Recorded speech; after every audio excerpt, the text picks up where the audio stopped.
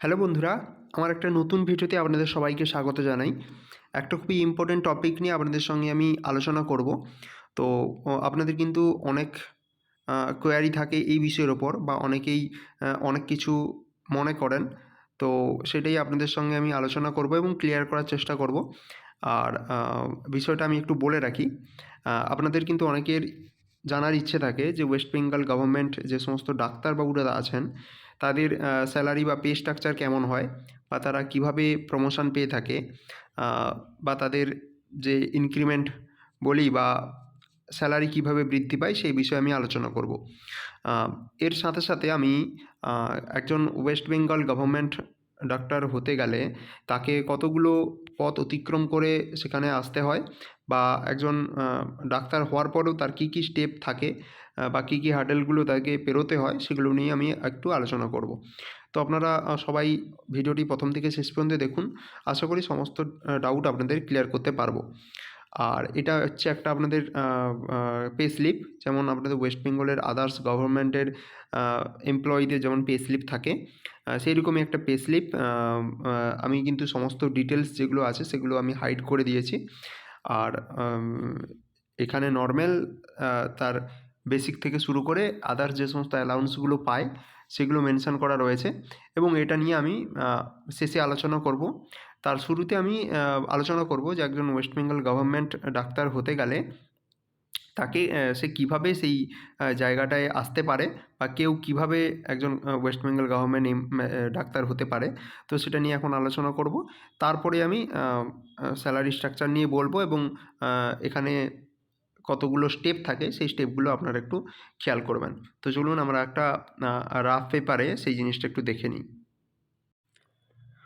তো আপনাদের ওয়েস্ট বেঙ্গলে যদি কেউ একজন সরকারি ডাক্তার হতে চায়, তো তার প্রথম যে স্টেপ যেটা থাকে সেটা হলো তাকে নিট এক্সাম ক্লিয়ার করতে হয়। অর্থাৎ এইচএস পাসের পরে, উচ্চ মাধ্যমিক সায়েন্স নিয়ে উচ্চ মাধ্যমিক পাসের পরে তাকে নিট এক্সাম হয়।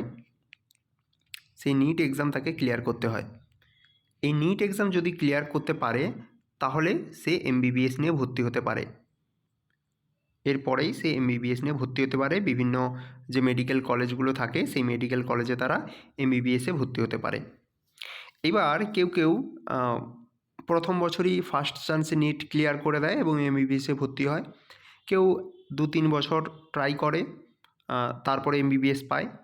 অথবা কেউ কেউ নিট ক্লিয়ার করতে পারে না কিন্তু তার ডাক্তার হওয়ার ইচ্ছা থাকে, তখন তারা কী করে, পয়সা দিয়ে কোনো প্রাইভেট মেডিকেল কলেজ থেকে এই এমবিবিএস ডিগ্রিটা করে, বা ভারতবর্ষের কোনো বাইরের দেশ থেকে, বাইরে কোনো দেশ থেকে তারা এমবিবিএস এই ডিগ্রিটা করে নেয়। ঠিক আছে? তো এইভাবে একজন ছাত্র সে হচ্ছে এমবিবিএস হতে পারে। ঠিক আছে? অর্থাৎ ডাক্তার হওয়ার প্রথম ধাপ হচ্ছে আপনাদের নিট এক্সাম ক্লিয়ার করে ডাক্তারি পড়তে যাওয়া, আদারওয়াইজ আপনাদের পয়সা দিয়ে প্রাইভেট কলেজ থেকে এমবিবিএস করা। আচ্ছা, এরপর আপনাদের আমি এই এমবিবিএসের ব্যাপারে একটু বলি। কেউ যদি এমবিবিএস করতে যায়, তো এমবিবিএস যদি কেউ করতে যায় সেখানে তার সময় লাগে পড়াশোনা করতে টোটাল হচ্ছে আপনাদের 4.5 বছর। এখানে টোটাল তাদের সময় লেগে যায় কত? 4.5 বছর, 4.5 ইয়ার।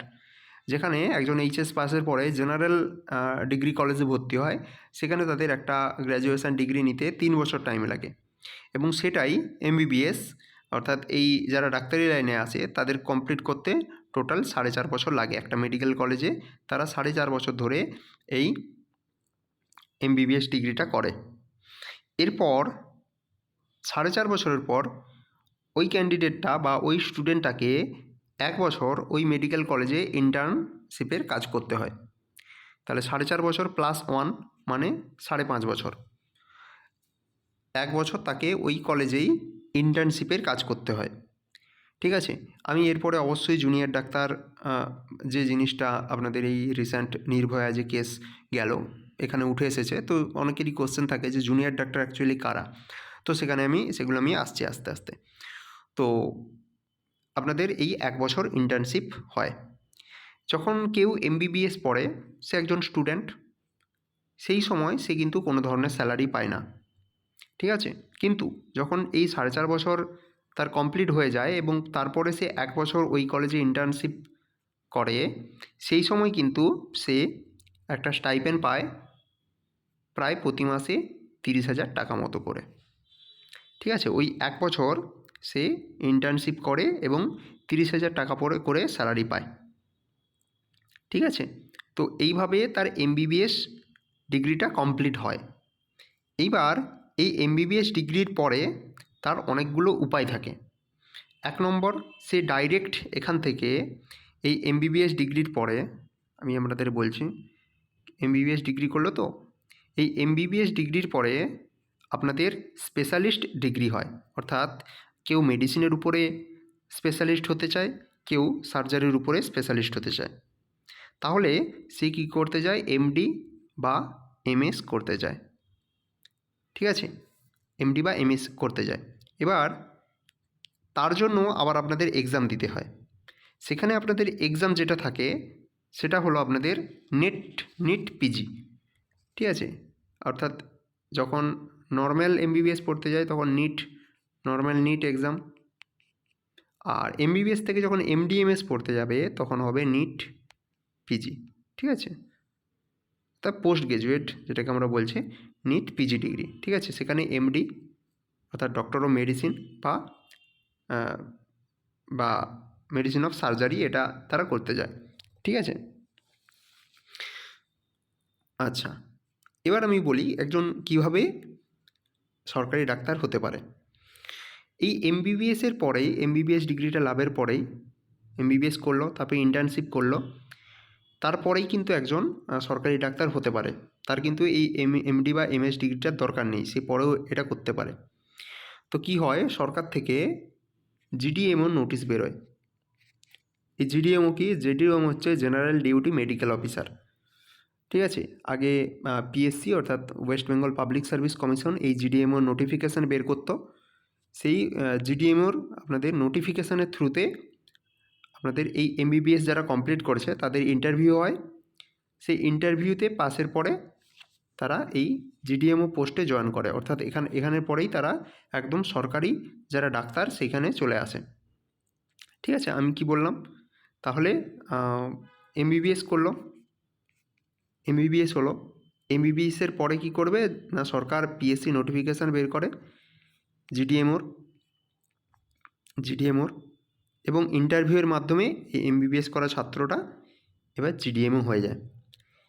এবার জিডিএমও হয়ে গেলে তার যে স্যালারি স্ট্রাকচার হয় সেটা হচ্ছে ওয়েস্ট বেঙ্গল রোপা 2019 অনুযায়ী, রোপা 2019, অর্থাৎ এটা আমাদের ওয়েস্ট বেঙ্গল স্যালারির আপনাদের যে স্ট্রাকচার থাকে, revision of pay and allowances, সেটা অনুসারে লেভেল 16-এ তারা জয়েন করে। তো আপনারা যদি রোপার স্কেলটা যদি দেখেন বা রোপা ওয়েস্ট বেঙ্গল রোপার যদি আপনারা পিডিএফটা দেখেন, সেখানে কিন্তু স্কেল দেওয়া রয়েছে এবং লেভেল দেওয়া রয়েছে। তো তারা লেভেল 16-এ তারা জয়েন করে, অর্থাৎ 16 নম্বর লেভেলে জয়েন করে। আর তাদের বেসিক যেটা হয় সেটা হচ্ছে 56,100 থেকে 1,44,300। অর্থাৎ কোনো ডাক্তার যদি প্রমোশন না পায় এর মিডিলে, সে প্রথমেই কিন্তু পাবে 56,100 বেসিক, তার উপরে আদার অ্যালাউন্স ক্যালকুলেশন হবে এবং লাস্ট একদম যেটা ম্যাক্সিমাম পেতে পারে সেটা হচ্ছে 1,44,300।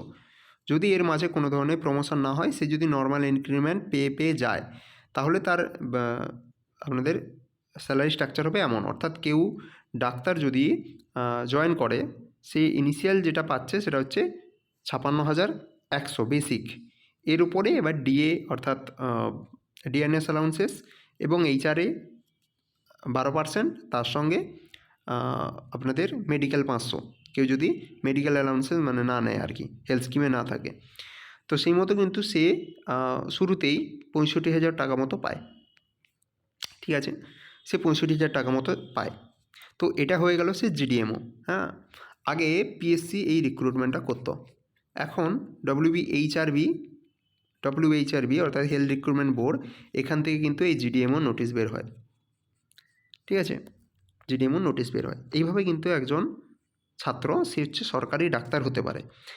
এবার সেই সরকারি ডাক্তার হতে গেলে তাহলে সে মানে কোনখান থেকে টাকা উপার্জন করা শুরু করছে, যখন এমবিবিএস থাকছে তখন কিন্তু কোনো টাকা ইনকাম করছে না।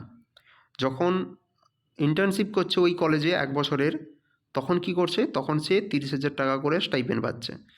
তারপর যদি সে ওয়েট করলো, এরপর ওয়েট করার পর যদি নোটিফিকেশান বের হয়, ফিল আপ করে, তখন সে জিডিএমও হয়, সরকারি ডাক্তার হয়, তখন সে 65,000 টাকা শুরুতে পায়। তারপরে যেরকম সরকারি নিয়মে ইনক্রিমেন্ট হয়, সেভাবে আপনাদের টাকা পায়। ঠিক আছে, এই জিনিসটা আমি আপনাদের বললাম।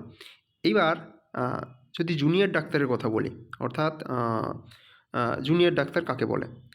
এই যে ইন্টার্নশিপ করছে, অর্থাৎ এমবিবিএসের পরে যে 1 বছর ইন্টার্নশিপ কেউ করলো, 1 বছরে যে ইন্টার্নশিপ করলো, অর্থাৎ তারা সদ্য এমবিবিএস পাস করার পরে ওই কলেজ থেকে কী শিখেছে সেইটা প্র্যাকটিক্যালি এই 1 বছর করে ওই হসপিটালে। এরাই হচ্ছে জুনিয়র ডাক্তার। ঠিক আছে, এরাই হচ্ছে জুনিয়র ডাক্তার। এবার জুনিয়র ডাক্তারদের আবার দুটো ভাগ আছে। এই জুনিয়র ডাক্তারদের এদের এক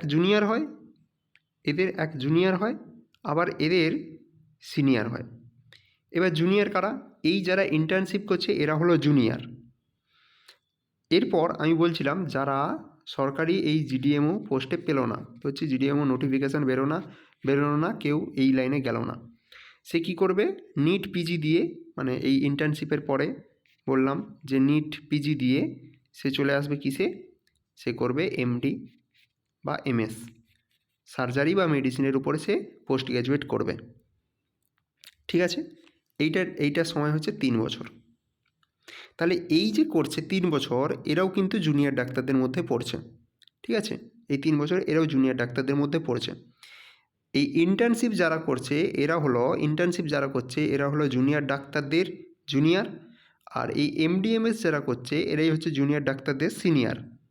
ঠিক আছে, আর এই সময় অর্থাৎ এমডি আর এমএস যখন করে, তখন তারা প্রায় 50,000 থেকে স্যালারি পায়। এদের first year, second year, third year এদের আলাদা আলাদা স্যালারি হয়। কেউ 50,000 প্রথমে হচ্ছে, তারপর হলো 52,000, তারপর হলো 56,000, এইরকম তাদের স্যালারি আপনাদের থাকে। ঠিক আছে, এমডিএমএস হয়ে গেল। এইবার আপনাদের অনেকের কোশ্চেন থাকে, তাহলে কেউ যদি ডাইরেক্ট এমডিএমএস যদি না করে, কেউ ডাইরেক্ট এমডিএমএস করলো না, মানে নিট পিজি না দিয়ে যে এমডিএমএস করতে গেল, সে এমডিএমএস করতে চলে গেল। এবার কেউ জিডিএমওতে ঢুকে গেল। ঠিক আছে, এই তো দুটো রাস্তা থাকে, জিডিএমও একদম ক্লিয়ার হবে জিনিসটা। তো কেউ সরকারি চাকরিকে বেছে নিল, জিডিএমওর দিকে চলে গেল এমবিবিএসের পরে, কেউ আবার নিট পিজি দিয়ে এমডিএমএস করতে চলে গেল। ঠিক হলো। এইবার এই জিডিএমও যারা হচ্ছে এরাও কিন্তু আবার পরে এমডি বা এমএস করতে পারে। কিভাবে? এখানে সরকার থেকে এমডি বা এমএস করার জন্য প্রতি বছর একটা ভ্যাকেন্সি দেয়। ঠিক আছে, প্রতি বছর একটা ভ্যাকেন্সি দেয় এমডি বা এমএস করার জন্য সরকার থেকে। তারা সরকার থেকে যখন এই পারমিশনটা পায়, তখন তাদেরকে বলা হয় এমওটিআর, অর্থাৎ medical officer on trainee reserve. ঠিক আছে, তারা কিন্তু প্রথমে আপনাদের এমবিবিএস করার পর জিডিএমও যখন হচ্ছে, তখন যে কোনো একটা মেডিকেল কলেজে মেডিকেল অফিসার হিসেবে জয়েন করে। তারপরে যখন সে এমডি বা এমএসের জন্য সিলেক্ট হয়, তখন সে আবার এমওটিআর হিসেবে আসে। ঠিক আছে, এমওটিআর হিসেবে আসে, কোথায় জয়েন করে? এইটা জয়েন করে হেলথের হেড অফিস, স্বাস্থ্য ভবনে এমওটিআর হিসেবে জয়েন করে, এবং তখন থেকে তার সমস্ত যা কাজকর্ম সেটা এই স্বাস্থ্য ভবন থেকেই হয়। এবং সে কিন্তু যেই কলেজে এই এমওটিআর অর্থাৎ এমডি বা এমএস করার জন্য সুযোগ পায়, সেই কলেজে চলে যায় পড়াশোনার জন্য। কিন্তু তার সমস্ত কাজকর্ম অর্থাৎ সার্ভিস বুক থেকে শুরু করে ইনক্রিমেন্ট সমস্ত কিন্তু স্বাস্থ্যভবন থেকে হতে থাকে, এই কলেজ থেকে নয়।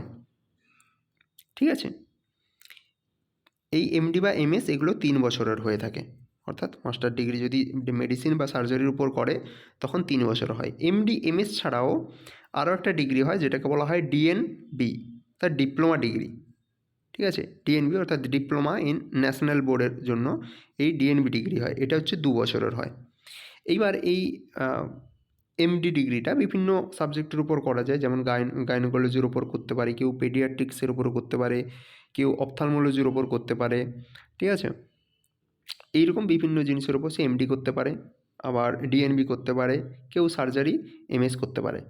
তো এইভাবে তাদের 2 বছর বা 3 বছরের যে পড়াটা সেটা কমপ্লিট হয়। তো কমপ্লিট হওয়ার পরে অর্থাৎ এই এমওটিআর হিসেবে তারা পড়তে গেল। এইটা পড়ার পরে তারা কী করে, আবার পুনরায় স্বাস্থ্য ভবনে ঘুরে আসে, ঠিক আছে? তাহলে ফার্স্টে বললাম জিডিএমও হিসেবে জয়েন করলো, এমবিবিএস থেকে জিডিএমও হিসেবে জয়েন করলো, এরপর এমএস করার জন্য আবার সে স্বাস্থ্য ভবনে এলো, হেড অফিসে। এখান থেকে সে পড়তে গেল মেডিকেল কলেজটায়। মেডিকেল কলেজ থেকে যখন পড়া কমপ্লিট হয়ে গেল, সে আবার ঘুরে আসে স্বাস্থ্য ভবনে, ঠিক আছে? সে আবার ঘুরে আসে স্বাস্থ্য ভবনে। এই সময় তাকে রিজার্ভ করে রাখা হয়। এই সময় তাকে রিজার্ভ করে রাখা হয়, কারণ তাকে সেই মুহূর্তে পোস্টিং দেওয়া সম্ভব হয় না। তখন তাকে বলা হয় এমও, মেডিকেল অফিসার অন সুপি ডিউটি, ঠিক আছে? এগুলো মেডিকেল লাইনের টার্ম, ঠিক আছে? টেকনিক্যাল টার্ম, এগুলো সবার অত জানার দরকার নেই। তো এটা হচ্ছে এমও অন সুপি ডিউটি বলা হয়। এভাবে তারা থাকে যতদিন না পর্যন্ত তাদের পোস্টিংটা সিলেক্ট করা হচ্ছে। এবার যখন তাদের ফাইনাল পোস্টিংটা সিলেক্ট করে দেওয়া হয় কোনো একটা মেডিকেল কলেজে, ধরুন তাকে বসিরহাট ডিস্ট্রিক্ট হসপিটালে দেওয়া হবে। তো এটা সিলেক্ট হয়ে যাওয়ার পরে তারপরে কিন্তু তাকে এখান থেকে একদম ডাইরেক্ট পোস্টিং করে দেওয়া হয় বসিরহাট ডিস্ট্রিক্ট হসপিটালে। তখন কিন্তু আবার তার যে সার্ভিস বুক সেগুলো আবার এই হসপিটালের কাছে চলে আসে, ঠিক আছে? এইভাবে সে এই এমডি বা এমএস ডিগ্রিটা কমপ্লিট করতে পারে, ঠিক আছে? আচ্ছা, এবার সরকার থেকে যদি মানে একটা গুটি কয়েক সংখ্যা থাকে প্রতি বছর, তাদেরকে অ্যালাউ করে এই ডিগ্রি করার জন্য। যদি কেউ না মানে করতে চায় কিন্তু সরকার থেকে পেল না, তখন কি করে, তখন সে স্টাডি লিভ নেয়। এই স্টাডি লিভ নিয়ে সে পড়তে যায় বাইরে, ঠিক আছে? সে মেডিকেল কলেজে পড়তে যায় এবং সেই সময় সে কী হয়, তার শুধু বেসিক পে, ওই তার যে স্যালারির সেই বেসিক পে সেইটা পায়, ঠিক আছে? আর সে যদি দেশের বাইরে থেকে যদি করে, সেক্ষেত্রে এইচআরের যে ব্যাপার থাকে হাউস রেন্টের ক্ষেত্রে, সেক্ষেত্রে একটা আপনাদের পার্সেন্টেজ থাকে যে 120 দিনে তারা পাবে, তারপর দিন থেকে তারা পাবে না। এগুলো তাদের ক্ষেত্রে আলাদা রুল থাকে। আর সেইভাবে স্টাডি লিভ হয়ে গেলে তাদের কিন্তু অনেক ক্লিয়ারেন্সও দিতে হয় যে তারা যেখান থেকে করছে পড়ছে, সেখান থেকে কোনো ধরনের বড় স্টাইপেন্ড বা অ্যামাউন্ট সেগুলো নিচ্ছে না। এগুলো তাদের একটা অ্যাকনোলেজমেন্ট তাদের দিতে হয়, ঠিক আছে? তো এইভাবে কী হয়, তারা এমও আবার পুনরায় ডিগ্রিটা তাদের কমপ্লিট হয়ে গেল এমডিএমএস, তারা আবার স্পেশালিস্ট হয়ে একটা নতুন হসপিটালে তারা ভর্তি হয়ে গেল, আবার জয়েন করে গেল, ঠিক আছে? এইভাবে তারা হতে থাকে। এইবার এর মিডিলে যা কিছু তাদের যেরকম হতে ছিল সেভাবেই চলবে। অর্থাৎ ইনক্রিমেন্ট যদি নর্মাল ইনক্রিমেন্ট হয়, তাহলে নর্মাল ইনক্রিমেন্ট তারা পাবে প্রত্যেক বছর যেরকম পায় 1/7। সে এখন যদি আমি 2024 ধরি, তো 1/7/24, 1/7/25, 1/7/26 এরকম করে করে তারা প্রতি বছর পাবে। এইবার সবার ক্ষেত্রেই কী হয় ব্যাপারটা, যদি একটানা কেউ 8 বছর কোনো ধরনের একটানা যদি কেউ 8 বছর সার্ভিস দেয় কন্টিনিউয়াস, তাহলে তাদের একটা ক্যাশ বেনিফিট বলে বেনিফিট হয়, অর্থাৎ কেরিয়ার অ্যাডভান্সমেন্ট স্কিম বলে একটা হয়, ঠিক আছে?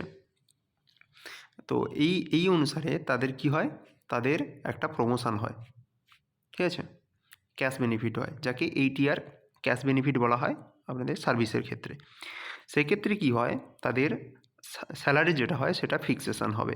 অর্থাৎ তাদের এই ক্যাশ বেনিফিটের ফলে তার যে লেভেল 16 হিসেবে জয়েন করেছিলাম প্রথমেই বললাম, সেখান থেকে তাদের লেভেল 17-এ চলে যায়। অর্থাৎ এই প্রমোশন হয়ে তাদের লেভেলটা চেঞ্জ হয়ে যায় এবং সেটার একমাত্র কারণ হলো বললাম যে ক্যাশ বেনিফিট, 8 ইয়ার্সের ক্যাশ বেনিফিট এইটা দিয়ে, ঠিক আছে? সেক্ষেত্রে ক্যালকুলেশনের নিয়ম আছে, ফিক্সেশনের নিয়ম আছে, সেগুলো ওয়েস্ট বেঙ্গলের যে আইপিএমএসের সাইট আছে সেখান থেকে করা যায়। সেই বিষয়ে পরবর্তীকালে আলোচনা করা যেতে পারে। আচ্ছা, তো এটা আমি বললাম যে এখন ওয়েস্ট বেঙ্গল থেকে কীভাবে একজন সরকারি ডাক্তার হতে পারে। এছাড়া তাদের কীভাবে স্যালারি হয় সেটা আমি বললাম, এবং আমি এরপরে ওই স্যালারি স্ট্রাকচারটা সেটা আমি আপনাদের দেখিয়ে দিচ্ছি। তো এটা হলো একটা সেই পে স্লিপ। এখানে দেখুন আপনারা ভালো করে একটু, যে বেসিক পে যেটা আছে, বেসিক পে যদি আমি দেখি, বেসিক পে এখানে দেওয়া আছে কত, যে 63,100। এটা অ্যাকচুয়ালি ইনি 2020 সালে জয়েন করেছিলেন। তো সেখান থেকে 4 বছর তার এক্সট্রা হয়েছে। তো সেখান থেকে তার 4 বছর পেরিয়ে গেছে, তাই এই স্ট্রাকচারটা এসেছে। এটা রোপা 2019-এ যদি আমরা পরপর ইনক্রিমেন্ট দেখি, অর্থাৎ 2020 থেকে 21, 22, 23, 24 4 বছরের নর্মাল ইনক্রিমেন্ট পাবে। সেক্ষেত্রে তাদের বেসিক দাঁড়াবে কত, 63,100। অর্থাৎ বললাম যে 56,100 থেকে 1,44,300 স্কেলটা, সেক্ষেত্রে 2024-এর বেসিক যেটা দাঁড়াচ্ছে 63,100। আর তার সাথে সাথে এখানে ডিএ পাচ্ছে 10,601, এইচআরে পাচ্ছে 7,572, এইটা তারা পাচ্ছে। আচ্ছা, আরেকটা জিনিস আপনাদের অবশ্যই বলবো, এটা একটু মনে করে দেবেন, এনপি এর ব্যাপারটা, ঠিক আছে? এনপি এর ব্যাপারটা বলছি। তো এইগুলো আপনাদের যোগ করার পরে যা দাঁড়াবে সেটা হচ্ছে কোনো একটা ডাক্তারবাবুর স্যালারি। এবার এই এনপি এর ব্যাপারটা একটু বলি। এনপি হচ্ছে নন প্র্যাকটিসিং অ্যালাউন্সেস, ঠিক আছে? নন প্র্যাকটিসিং অ্যালাউন্সেস। কোনো ডাক্তারবাবু যদি এনপিএতে টাকা নেয়, এনপিএর টাকাটা যদি নেয় সরকার থেকে, তাহলে সে কিন্তু কোনো ধরনের বাইরে প্র্যাকটিস করতে পারবে না, ঠিক আছে? সে কিন্তু বাইরে কোনো ধরনের প্র্যাকটিস করতে পারবে না। সে শুধুমাত্র সরকারি যে হসপিটাল বা যেখানে তিনি পোস্টিং আছেন সেখানেই শুধুমাত্র সে সার্ভিস দেবেন। বাইরে কোনো ধরনের প্রাইভেট প্র্যাকটিস সে করতে পারবে না। এবার কোনো ডাক্তারবাবু যদি বলেন তিনি এনপিএ নেবেন না সরকার থেকে, তাহলে তার স্যালারি থেকে এনপিএটা থাকবে না, তার স্যালারিতে এই এনপিএটা থাকবে না। সেক্ষেত্রে তিনি বাইরে প্র্যাকটিস করে টাকা ইনকাম করতে পারেন। তো এইটা হচ্ছে এনাদের ক্ষেত্রে একটা ব্যাপার থাকে। আচ্ছা, এটা আমাদের সরকারির ক্ষেত্রে বললাম। এবার আমি যদি বাকি যে ব্যাপারটা সেটা যদি বলি, অর্থাৎ কেউ ডাইরেক্ট নিট পিজি দিয়ে এমডি এমএস করলো, তারপরে তাদের কি হচ্ছে। তাহলে কেউ ডাইরেক্ট যদি এমডিএমএস করে নিট পিজি দিয়ে, তাহলে তাদেরকে আমরা বললাম যে এমবিবিএসের একদম লাস্ট 1 ইয়ার তারা হচ্ছে জুনিয়র ডাক্তারদের একদম জুনিয়র ভাগ। আর যারা নিট পিজি দিয়ে যারা আবার এমডিএমএস করতে ভর্তি হচ্ছে, তারা হচ্ছে জুনিয়র ডাক্তারদের সিনিয়র ধাপ, ঠিক আছে? সিনিয়র, তারা জুনিয়র ডাক্তারদের সিনিয়র তারা পোরশন, এবং এই সময় তারা 50,000 টাকা করে পায়, বা প্রত্যেক বছর কিন্তু 3 বছর তাদের আলাদা আলাদা স্যালারি থাকে। আচ্ছা, এমডি এমএস যদি তাদের কমপ্লিট হয়ে যায়, ঠিক আছে, তারপরে কী হবে? এই এমডি বা এমএস যদি তাদের কমপ্লিট হয়ে যায়, তাদের কী হবে? গভর্নমেন্টের ক্ষেত্রে বললাম যে এমডি এমএস কমপ্লিট হয়ে গেল এমওটিআর হয়ে পড়তে গিয়ে, তারপরে তারা আবার স্বাস্থ্যভবনে জয়েন করলো এমএসইউপি হয়ে, তারপর তাদেরকে আবার হসপিটালে পোস্টিং দিয়ে দেওয়া হলো, তারা স্পেশালিস্ট একজন মেডিসিন বা সার্জারির ডাক্তার হয়ে জয়েন করে গেল। আর যারা এইভাবে এমডিএমএস করছে, এর পরে কিন্তু তাদেরকে একটা সরকার থেকে বন্ড কিন্তু করতে হয়, ঠিক আছে? এই বন্ডটা হচ্ছে 3 বছরের থাকে, 3 বছর থাকে। এই বন্ডে কি হয়? এই বন্ডে এই ডাক্তারগুলোকে রুরাল জায়গা বা গ্রাম্য যে সমস্ত হসপিটাল আছে সেগুলোতে গিয়ে তাদেরকে সার্ভিস দিতে হয়। এখানে তারা প্রায় 70,000 টাকা করে তারা পায় 3 বছর, এই বন্ডটা, এটা হচ্ছে 3 বছর, ঠিক আছে? বন্ড করতে পারে। এবং যদি তারা বন্ড করতে না চায়, তাদের কিন্তু সরকারকে 30 লক্ষ টাকা করে দিতে হয়। এটা আপনারা একটু মনে রাখুন। সরকারকে 30 লাখ টাকা করে দিতে হয় যদি তারা বন্ড না করে, ঠিক আছে? এইটা। এবার এই বন্ড কমপ্লিট হয়ে গেল। বন্ড কমপ্লিট হওয়ার পরে তারপরে কি ডিগ্রি থাকে? এই বন্ড যদি কমপ্লিট হয়ে যায়, এরপরে তারা ডক্টরেট ডিগ্রি করতে পারে। অর্থাৎ যেরকম জেনারেল লাইনে মাস্টার ডিগ্রি করার পর কেউ পিএইচডি করতে যায়, ডক্টরেট করতে যায়, সেই রকমই এখানে এমডি বা এমএসের পরে, এমডি বা এমএস এর পরে যে ডিগ্রিটা আসে সেটা হচ্ছে ডিএম বা এমসিএইচ। এটা হচ্ছে আপনাদের ডক্টরেট অফ মেডিসিন, আর এটা হচ্ছে আপনাদের ডক্টরেট অফ সার্জারি, ঠিক আছে? আর ডিএম একটা হয়, একটা এমসিএইচ হয়। তার মানে এই ডিএম বা এমসিএইচে এখানে কি হয়? অর্থাৎ এমডিএমএস হলে তারা তো অটোমেটিক্যালি এমনি স্পেশালিস্ট হয়ে যাচ্ছে। আর ডিএম বা এমসিএইচ করলে কী হয়, তারা কোনো একটা পার্টিকুলার কোনো জিনিসের উপরে স্পেশালিস্ট হচ্ছে। যদি এমএস যদি সার্জারি হয়, তার মানে সে জেনারেল সার্জন, অর্থাৎ সে দেহের কোনো মানুষের শরীরের বিভিন্ন যে অংশ আছে সব জায়গায় তিনি সার্জারি করতে পারবেন, তিনি একজন জেনারেল সার্জন। আর এমসিএইচ করে নেওয়া মানে তিনি হচ্ছে কোনো একটা স্পেশালিস্ট কোনো জিনিসের ওপর তিনি সার্জন, যেমন হার্টের সার্জন, বা কেউ কিডনির সার্জন, ঠিক আছে, কেউ পায়ের সার্জন, ঠিক আছে, এইরকম অর্থোপেডিক সার্জন, এইরকম তিনি এইভাবে তিনি হচ্ছে স্পেশালিস্ট, মানে সুপার স্পেশালিস্ট হয়ে যায় এইটা। আর কেউ মেডিসিনের ক্ষেত্রেও সেম জিনিস, ঠিক আছে, এটাও এক্ষেত্রেও ওই মেডিসিনের ক্ষেত্রে সুপার স্পেশালিস্ট এটাকে বলা হয়, ঠিক আছে। আচ্ছা, এক্ষেত্রে যদি স্যালারির কথা বলা হয়, এটাও কিন্তু থাকে 3 বছর, যেরকম এমডিএমএস এটাও 3 বছর থাকে, আর এক্ষেত্রেও 3 বছর হয়। আর এমডিএমএসের বললাম যে প্রথম first year, second year, third year salary আলাদা আলাদা রকম হয়, কখনো 50,000, 52,000, 55,000 এইরকম যদি ধরি। ডিএমের ক্ষেত্রেও এরকম, সেটা 60-এর ঘরে থাকে, ধর 62,000, 65,000, 67,000 এইরকম করে, ঠিক আছে। তো এটা হয়ে গেলে আবার তাকে, এটা কমপ্লিট হয়ে গেলে আবার তাকে পুনরায় বন্ডে ফিরে আসতে হয়, ঠিক আছে। আর বন্ড করতে যদি না চায় তাহলে আবার সরকারকে 30 লক্ষ টাকা দিতে হয়। এইভাবেই কিন্তু ওনাদের যে ব্যাপারটা সেটা চলতে থাকে। এবার কী হয় ব্যাপারটা, অনেকে এই ডিগ্রিগুলো করতে থাকে, এর পাশাপাশি কী হয়, তারা প্রাইভেট যে চেম্বার সেগুলো তারা করে, ঠিক আছে। এদের ক্ষেত্রে কী হয়, এদের ক্ষেত্রেই বেশিরভাগ এই ডাক্তারগুলোই, এনারাই কী করে, এনারাই যে প্রাইভেট যে চেম্বার এনারা করে। সরকারি যে সমস্ত ডাক্তার থাকে, ভালো করে বলি যে সরকার যে সমস্ত ডাক্তার থাকে ওয়েস্ট বেঙ্গল, যে সমস্ত গভর্নমেন্ট হসপিটালের, তারা সাধারণত প্রাইভেট করে না, ঠিক আছে। তারা সাধারণত প্রাইভেট যে চেম্বার সেগুলো তারা করে না, বা রিটায়ারমেন্টের পরে তারা কিন্তু চেম্বার খোলে। আর যারা এই নিট পিজি এই সমস্ত দিয়ে যারা এমডি এমএস করে, তারপরে আবার বন্ডে আসে, তারপরে আবার হায়ার ডিগ্রি যে স্পেশালিস্ট, সুপার স্পেশালিস্ট এগুলো করে, তারা কিন্তু বড় বড় যে হসপিটালগুলো থাকে বা সুপার স্পেশালিটি যে সমস্ত প্রাইভেট হসপিটাল থাকে তাদের সঙ্গে অ্যাটাচ থাকে। আর তার সাথে সাথে কিন্তু তারা যে প্রাইভেট যে প্র্যাকটিস সেটা কিন্তু চালিয়ে যায়। এইভাবে কিন্তু তাদের মানে টোটাল এই লাইনটা এভাবেই তাদের চলে।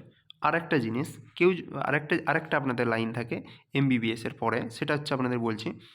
এমবিবিএসের পরে তাহলে একটা লাইন আপনাদের হয়ে গেল গভর্নমেন্ট ডাক্তার, আর একটা বললাম যে নিট পিজি দিয়ে তারা ডাইরেক্ট এমডিএমএস করতে যাচ্ছে, ঠিক আছে, মাস্টার ডিগ্রি তারা করতে যাচ্ছে।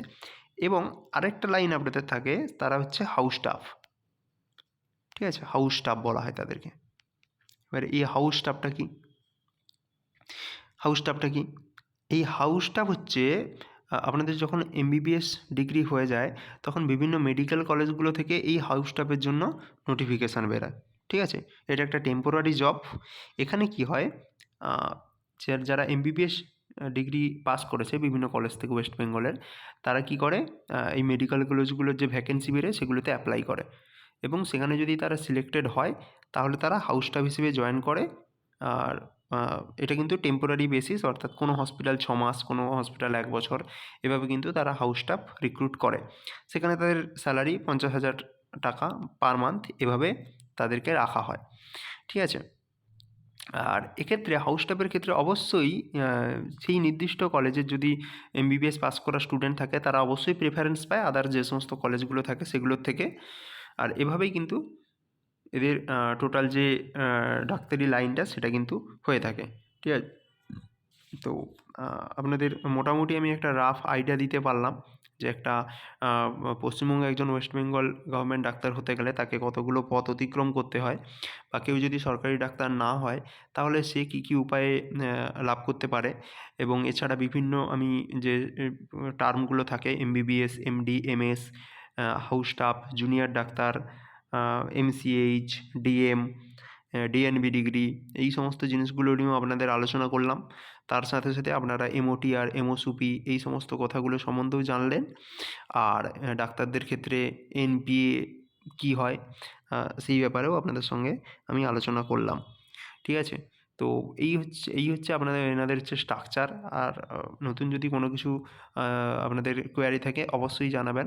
আমি চাইলে আপনাদের সঙ্গে এই ধরনের আলোচনা অবশ্যই করতে পারি। আর ভালো লাগলে অবশ্যই লাইক করবেন। অনেকক্ষণ টাইম দিয়ে আমি ভিডিওটা বানালাম। আর নতুন একটা ভিডিওতে সবার সঙ্গে দেখা হবে। ধন্যবাদ।